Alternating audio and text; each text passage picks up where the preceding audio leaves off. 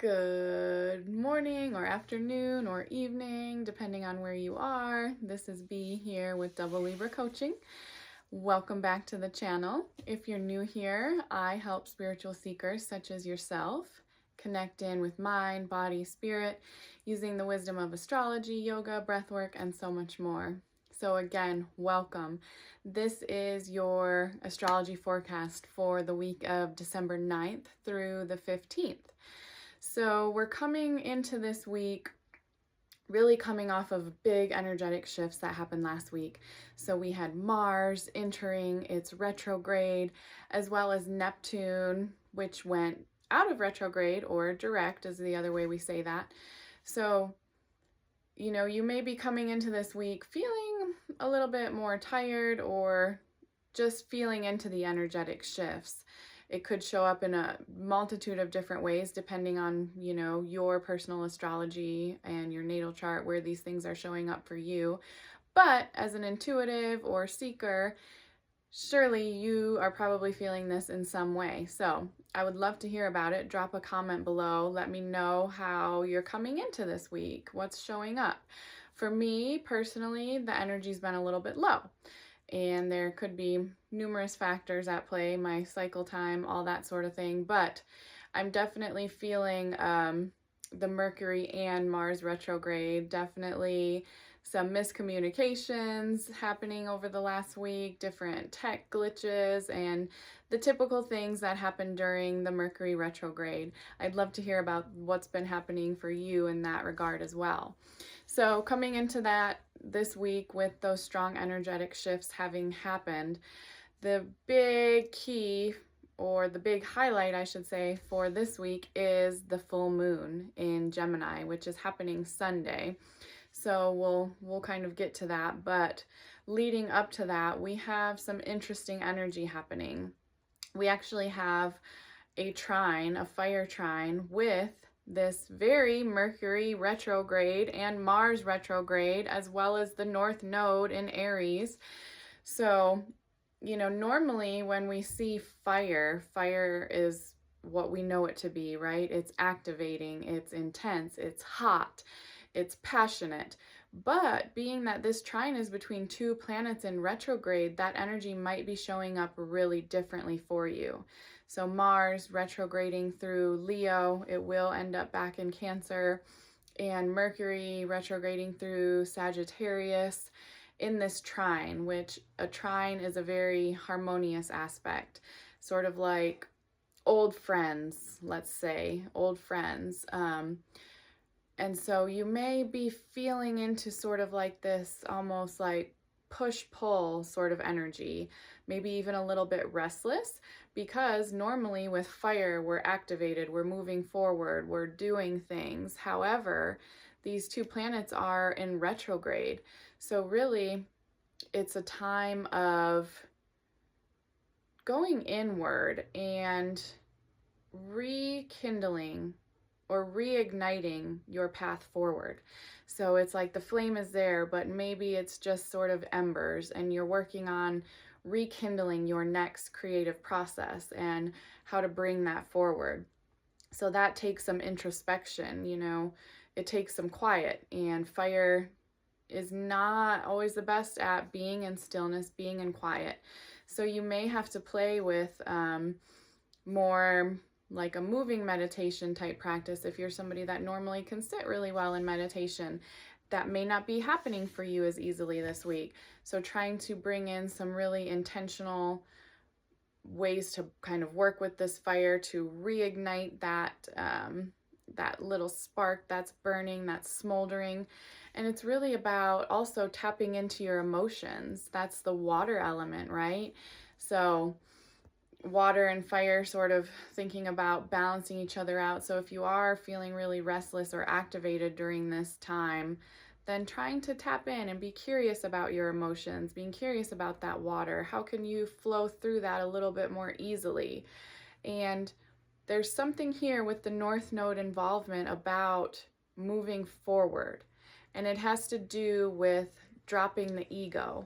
That is the lower octave of the Leo energy. So that Mars in Leo retrograde is really asking you, where maybe has your ego gotten in the way of forward action, or where has your ego sort of tripped you up in the things that you're trying to create and move forward on. And then, of course, Sagittarius, Mercury, that's really asking you to zoom out and get the bird's eye picture of what's happening. Mercury moves fast. Mercury likes the facts. Mercury likes logic. But here in this retrograde through Sagittarius, we're like, slow down. You don't have all the facts. You don't have all the logic that you need. You have to zoom out a little bit. You have to release something from the ego. You have to zoom out and look at the bigger picture. And maybe that's simply this understanding that, releasing the ego, it's not all about you. Whatever it is you're trying to create, manifest, move forward, it's part of a bigger collective. And realizing, North Node and Aries, what is your piece in all of that? So that's kind of the energy that we're moving into this week. And that brings us into Friday, which is Friday the 13th. So that's always magical, 13 moons. So taking a little time to honor that as a special day as well. But we have that same Mercury retrograde in a sextile to Venus on Friday the 13th. So if trines are like old friends, sextiles are like passionate, new, quick flames, but that chemistry is intense. So Mercury meeting this aspect with Venus on Friday the 13th is an opportunity to perhaps zoom out on the Venusian things in your life. So your intimate relationships, what's bringing you pleasure, what's bringing you joy, or what's not really.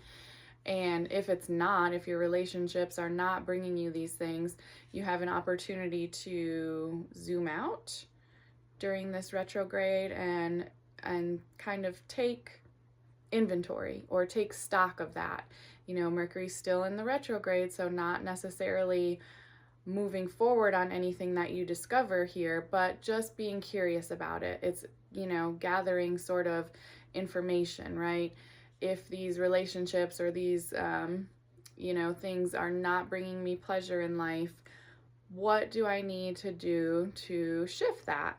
Again, not necessarily taking action right now while Mercury's in retrograde, but just thinking about it. And maybe a good quote that I've been using a lot lately is, if you're not changing it, you're choosing it. So what sort of things are you choosing that are stripping you a little bit of accessing these amazing Venusian things, pleasure, beauty, all of that.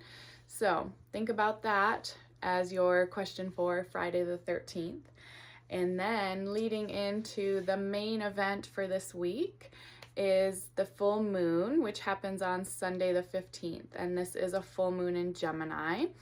Before we dive into that, I do want to invite you. I'm doing a special virtual full moon women's circle just to honor this potent full moon as the last full moon of the calendar year for 2024.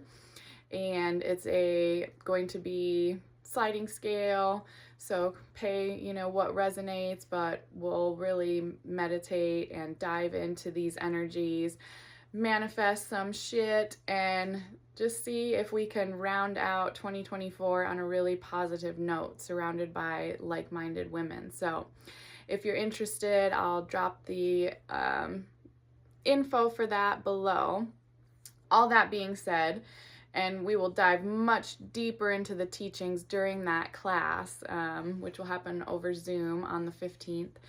But this is just kind of the general weather of what's happening with that full moon. So again, full moon in Gemini. Ruler of Gemini is Mercury. You've heard me say it probably 10 times already. Still in the retrograde, right? But just hours after this full moon, that Mercury is going direct again. So this is like Mercury, okay, really gathering the last bit of information under this full moon. And it is also square the sun and moon, as they are opposite during the full moon, squaring Neptune pretty tightly within 4 degrees. But for these big luminaries, that's a pretty, respectable square.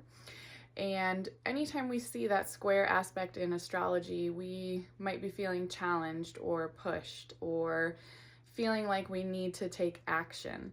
And Neptune is at 27 degrees of Pisces, getting ready to move into the last degrees of the zodiac. So these last degrees of Pisces, the last degrees of the zodiac, there is so much wisdom here. It's like, you know, I've heard many spiritual people, astrologers and the like say that these last degrees of Pisces contain all the wisdom and all these things that we cannot access in our human mind. It's like, you know, our human mind, that Gemini piece, cannot even fathom or really comprehend this sort of Pisces 27, 28, 29 degree type stuff, right? It's divine will at its finest. So that energy squaring this Gemini moon that wants the facts, wants the knowledge, wants the information, Neptune is there to say, pump the brakes. There are other ways of knowing, other ways of being, and other ways of doing. And trying to logic your way out of things, through things, figuring things out with the logical brain is not working anymore, right? Because this Neptune through these last degrees of Pisces is propelling us into this new world. And we're going to have to think outside the box of these minds, right? And, you know, just intuit it for a minute. And I don't want to say think about it because I'm telling you not to think, but, you know, our minds are really constructs of all of our past experiences, everything that has happened to us up until this point.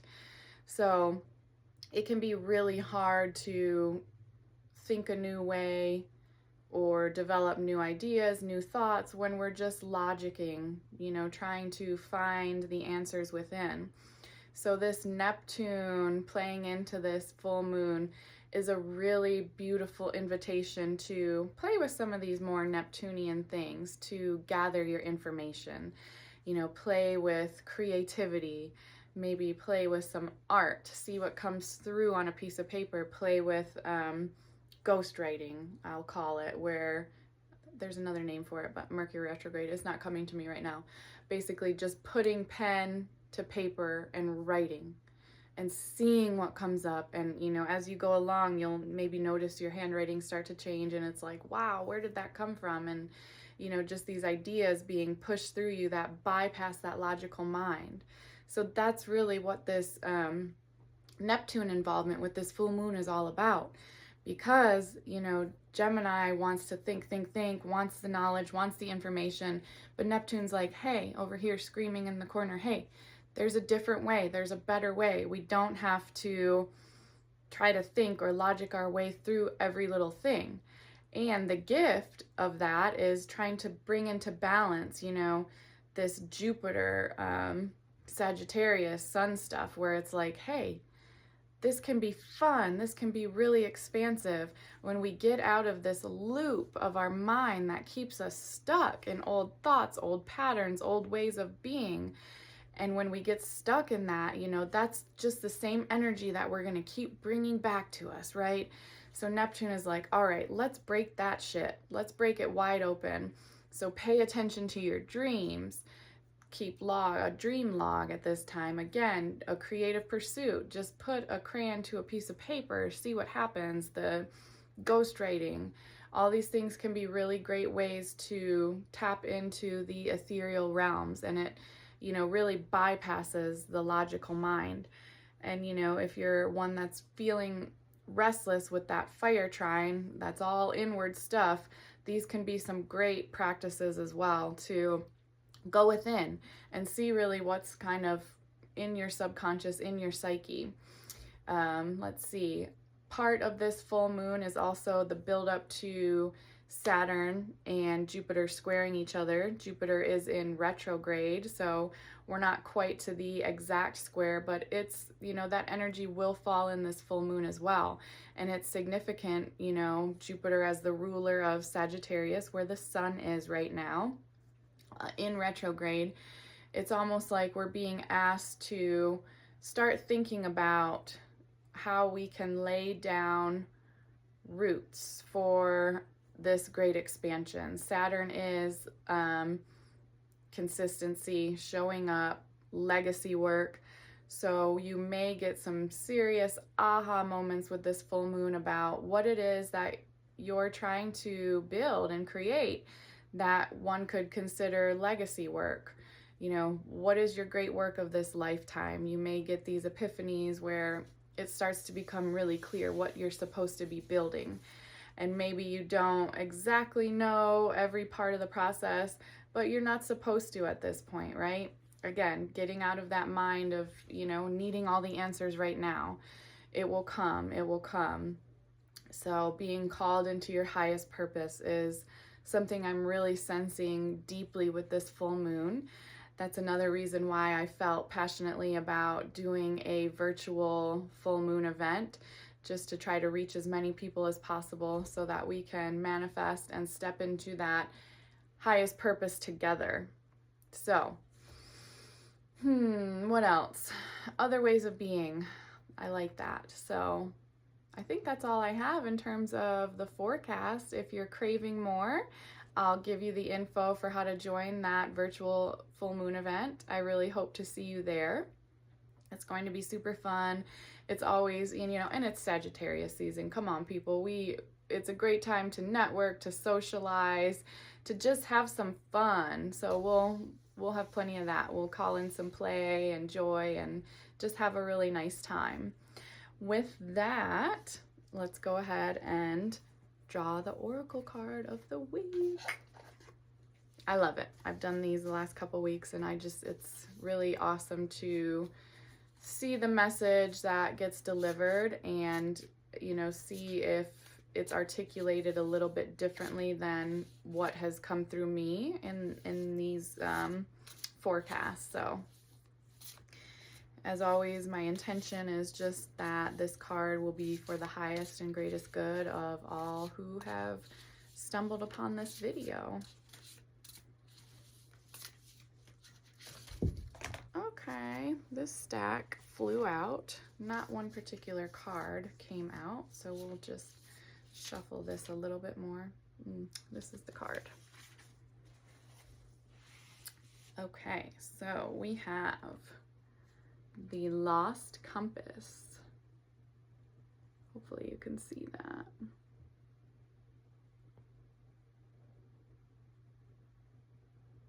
Number 35, if that resonates, that comes out to an 8, which is a highly fortunate number for manifesting money and things like that. Abundance. Lost Compass, getting back to integrity. Interesting. So let's see. And just as you're listening, let's sort of try to think about the parallels with what we have just talked about, what we've just discussed about the energies coming up for this week. Lost Compass, getting back to integrity, finding the way home, trusting intuition. When the lost compass appears, it is a sign that you need to find your way back home, back to your source and center, relying on your intuition to arrive there. Be wary of the signs telling you to turn here or there, or to avoid this or that person or situation, because the outward indicators are not reliable right now. Be careful not to believe all the advice you are receiving. Rely instead on your innate sense of direction and guidance, and use your homing instinct to lead you true. The lost compass has come to show you that you need to find new counselors. You are not getting the mentoring you need for your success. Who is that person you are looking up to as a model for what it means to be a woman or man? Trash that ideal. Tear up the picture you carry in your mind. You are meant to be you, not the best copy of your dearest friend. Make this your mantra. Love me or leave me. The lost compass is a blessing in disguise, because you sometimes have to lose your bearings and find yourself fresh to discover a new course. True north never changes, so reset your way to your heart compass and trust your deepest feelings even when others do not support them. Remember, you are not lost. You simply do not know where you are going right now. Lost is a state of mind. Not knowing where you are going is an opportunity to find a way to a new path. I love that. Beautiful. I think it really does speak to the Neptune involvement of this full moon, right? And, you know, in not as many words, it's like, again, getting out of your head, not trusting every little thing you hear, right? In this age of information, we're inundated with information. So taking what resonates with you from, you know, this video or anywhere else you're getting your information, and seeing how it fits and applies in your life. And, you know, I always say that in my circles and things. It's like, take what resonates and leave the rest out, right? You're a free thinker. So learning to tap into that and sort of get out of that logical mind that wants all the answers right now. Only you know what's true and authentic for you. So, lost compass, very interesting. Think about how that really applies to the full moon. And if you want to do a little bit deeper dive to see, you know, where this full moon is showing up in your chart, to get a better understanding of how it may be impactful, then please reach out. We'll take a look at it, and we'll help propel you forward to the highest and most expanded version of yourself. So have a wonderful week. I cannot wait to see you at the virtual full moon event, and much gratitude and many blessings until then. Thank you.